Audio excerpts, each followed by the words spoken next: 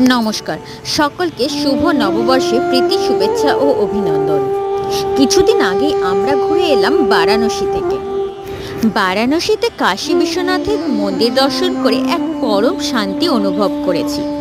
মন্দির দর্শন করে বারাণসীর ঘাটগুলিও ঘুরে দেখেছিলাম। এরপরে আমরা বেরিয়ে পড়ি বারাণসীর আশেপাশের জায়গাগুলি দেখার জন্য। এই আশেপাশের জায়গাগুলির মধ্যে একটি ছিল ধামেক স্তূপা। উত্তরপ্রদেশের সারনাথের এই ধামেক স্তূপা বৌদ্ধ ধর্ম, শিল্প ও সংস্কৃতির এক অভূতপূর্ব নিদর্শন। এখানে ভগবান বুদ্ধ 5 জন শিষ্যকে ওনার প্রথম শিক্ষা প্রদান করেছিলেন। ওনারা হলেন আশাজি, মহানামা, ভাদিয়া, ভাপা এবং কৌন্ডিল্য। স্থানটির বেশিরভাগ অংশই এখন ভগ্নাবশেষে পরিণত হয়েছে। নমস্কার।